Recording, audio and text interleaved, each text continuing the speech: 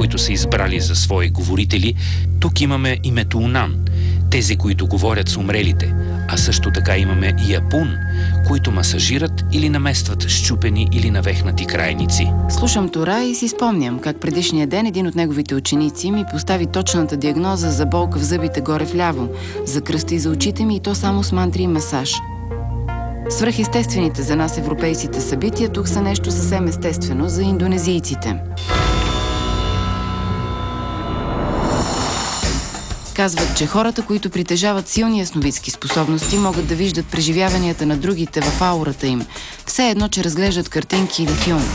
Може би точно това правеше жената, при която ме изпрати Тора.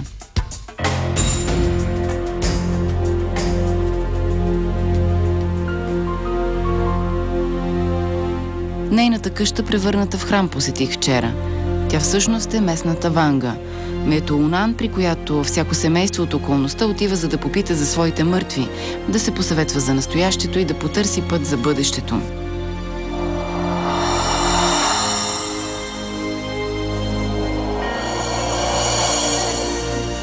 Тази индонезийка току-що припадна, след като чу каква е присъдата на духовете от отвъдното, как ще продължи настоящият ти живот и какво я очаква след това.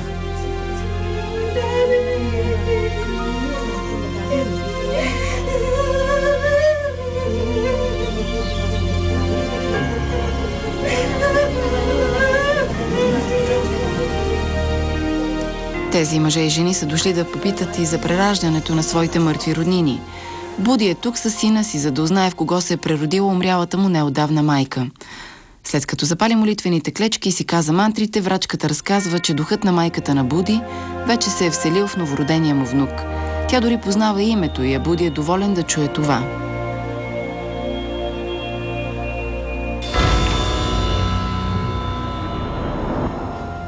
Всъщност знам, че и днес у нас много хора си лекуват страховете, болестите и неуспехите, като ходят да им леят олово или да им хвърлят лъжици.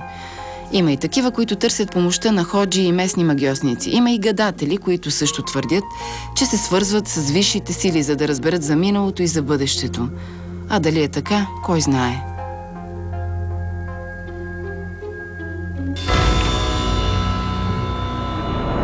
Отново настъпва нощ и започва поредната тренировка в къщата.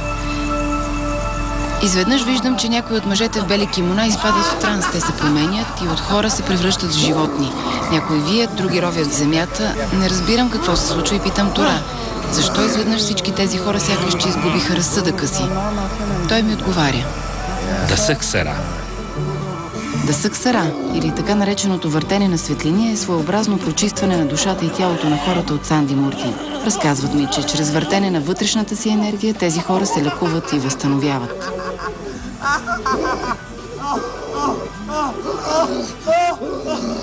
Всеки един от нас се освобождава тази негативна емоция по някакъв начин. Когато ти решиш? Да. Има една практика, която ти помага да го правим това. Наричаме ги светлини. Те са 10 на брой, които ги завъртаме в себе си. Те ти изкарват навън тези негативни емоции, които имаш събрани в себе си. След което ти се чувстваш отпуснат, спокоен. Докато по-напредналите въртят светлини, някои от новодошлите българи тази вечер приемат и първия си пост, или казано на индонезийски пуаса, което означава въздържание.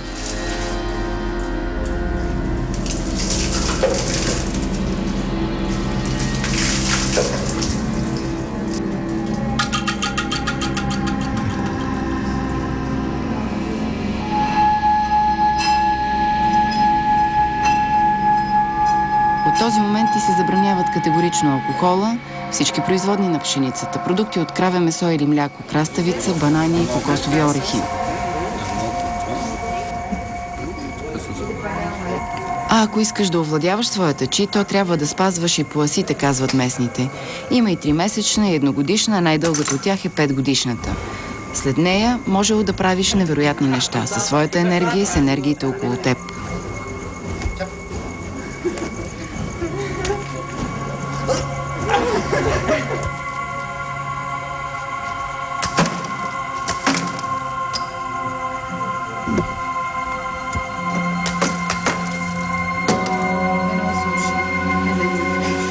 Последва запознаването ми и с друг от отличниците в Санди Мурти, за когото казват, че е ненадминат лечител, но аз виждам, че той е ненадминат хипнотизатор. Питат ме как да направи хипнозата с цигара, духване или штракване. Избирам цигара. Click on cigarette. We choose cigarette. С едно духване в лицето на младия мъж и той пада убедително на земята в несвяст.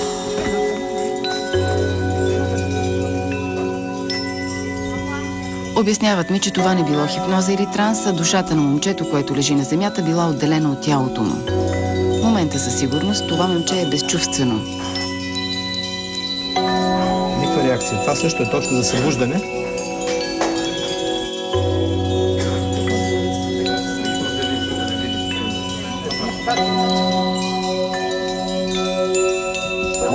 Казвам, че искат да го събудят и да го накарат да се държи като жена.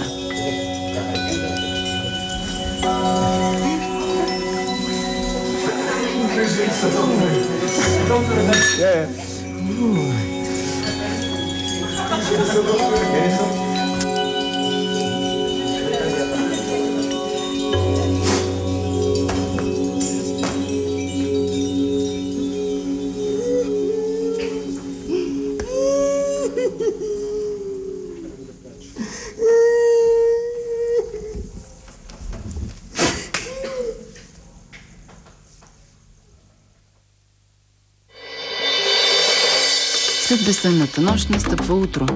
Над Бали изгрява слънце, аз продължавам да се запознавам с многоликия Тора.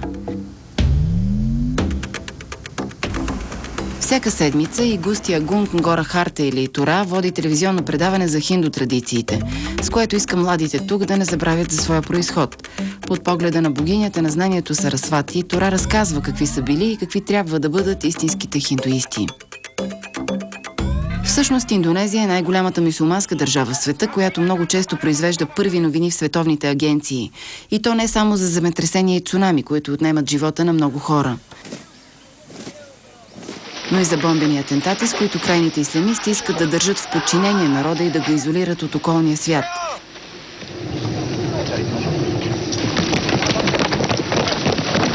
Джамаа Исламия не спира да произвежда камикадзета, които във всеки един миг застрашават мира и сигурността в Индонезия.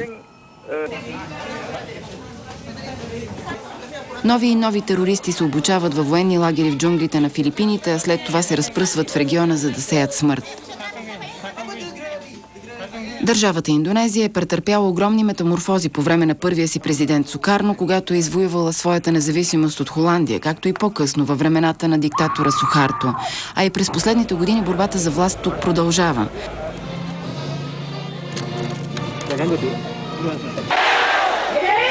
На последните избори беше преизбран предишният президент Юдоойно, на когото индонезийците дават още един шанс да промени живота им. Защото стандартът на живот тук никак не е висок. Средната месечна заплата е около $100, право на пенсия имат само държавните служители. И въпреки скромния си начин на живот, индонезийците са усмихнати и не забравят да благодарят на боговете за всеки свой ден на земята. Те засвидетелстват своята почит към хилядите си божества на всяка улица и на всеки ъгъл.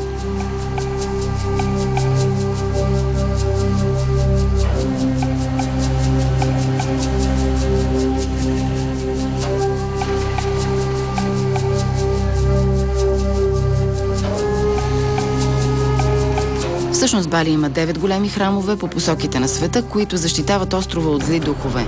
А във всяка къща има и семейни храмове, които са малки олтари за ежедневните молитви и предлагане на дарове. В храма задължително се облича саронка, на някои места се прави и малко дарение.